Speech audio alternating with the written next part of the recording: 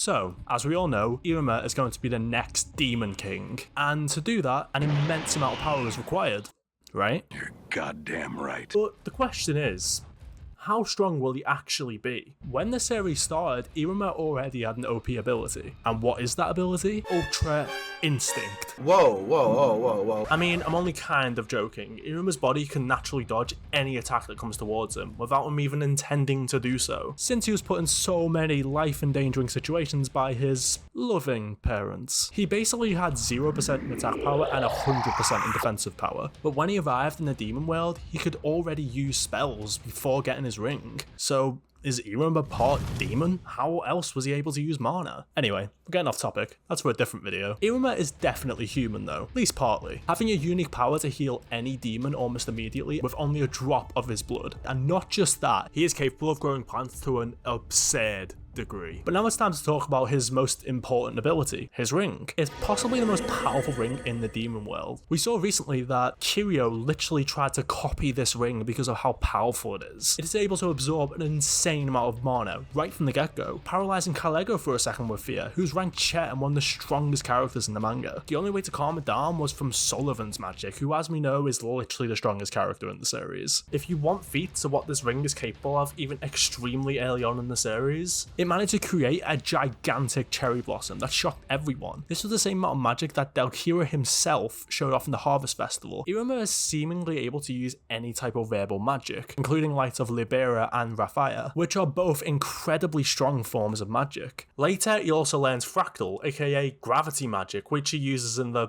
best way possible. Yeah, boy.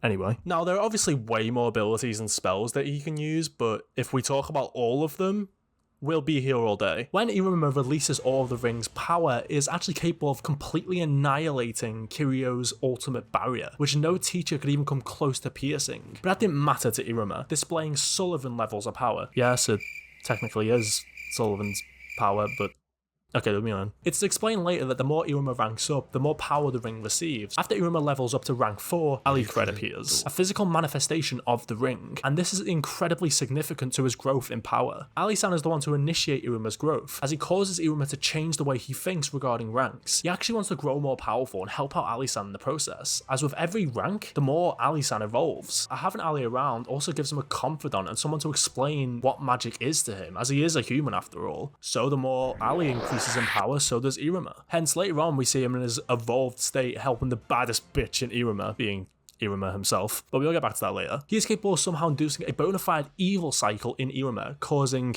evil Iruma to appear. This is where we get to see what Iruma is truly capable of. He displays magic like Raphia, like we've seen before, but he uses it to a new level, destroying a heap of trash like it's, well, trash. And he even showed a deep level of intelligence and wit, managing to create a plan to take over Royal One, a plan in which he succeeded. He rallied all of his classmates together, showing that he's an extremely capable leader. He's actually seen as the leader of the class on multiple occasions, which he doesn't really object to. Although he clearly hated how he acted in his evil cycle, he is willing to take it on for others, like when he helped Archery in the Evidol games, making me question my entire sexuality, but I digress. Iruma, up until the point of the Harvest Festival, showed off some impressive abilities and potential power he may possess, stopping humongous attacks that could have destroyed an entire theme park, defeating Asmodeus with no mana and his own power alone, and many more moments, but none of them really showed his combat prowess. This is where Bachiko steps in, teaching Iruma the ways of archery. This path is perfect for him. I mean, he can destroy you at a range, and then if you get close to him, you can just dodge every single attack that comes towards him. I mean,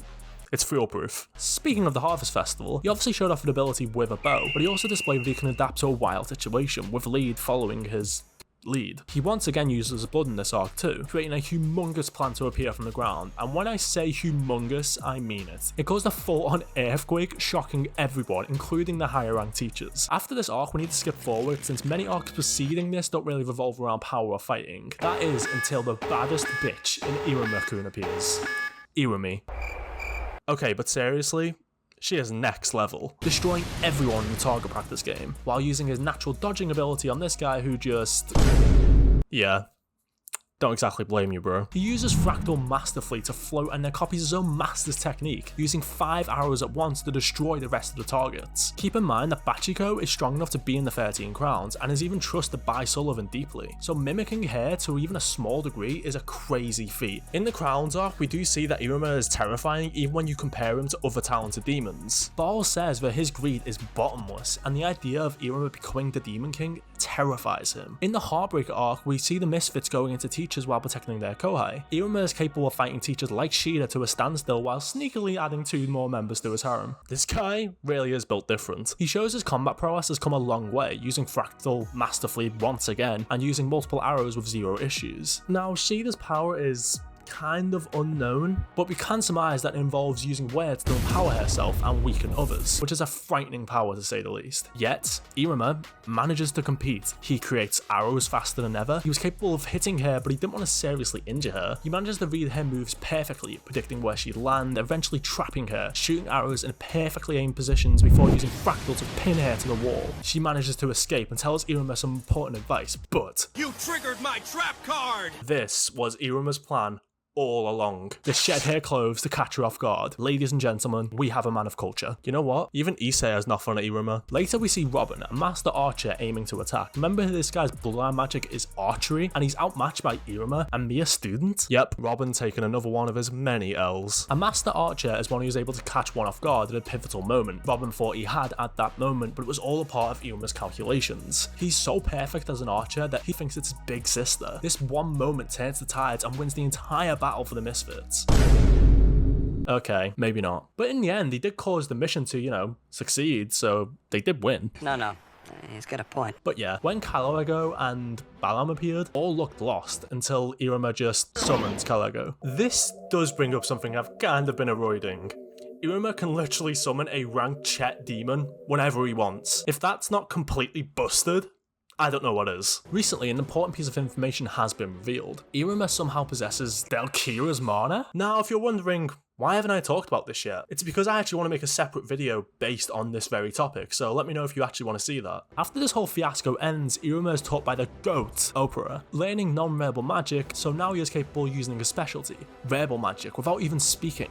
Opera also trains the students' bodies physically, so his stamina is increasing more also. This may not seem like a huge thing, but Opera training the students will propel Iruma into new heights we've never seen before, and it'll actually affect him more than any of the other students. He could learn advanced magic like Grand Fractal, which we saw a teacher using recently, and Iruma has gotten way better at using Fractal, and that is the natural next step. If he does learn it, he'll be a master in close quarters combat too. As I mentioned earlier, can already fight at a long range perfectly, and literally can't be hit by anyone in a one-on-one fight. With something like Grand Fractal, he could fight one-on-one with weighted punches. Although that seems unlikely considering Iruma's passive attitude, with the recent chapters becoming more and more dark, you never know. So in conclusion, Iruma is already a master level archer, surpassing Robin already in many aspects, and is gradually creeping up on his master Bashiko's level. His mana is outrageous, and it's only going to keep on further increasing thanks to Alikred. In the future, Iruma will become a master of archery with way more mana than Bachiko imbued in his arrows. I mean, at this stage in the manga, he's already on the level of most of the teachers at Babylus. Iruma would keep his perfect evasion whilst potentially learning a new version of Fractal. We've already seen him use it to increase someone's body weight and decrease his own, so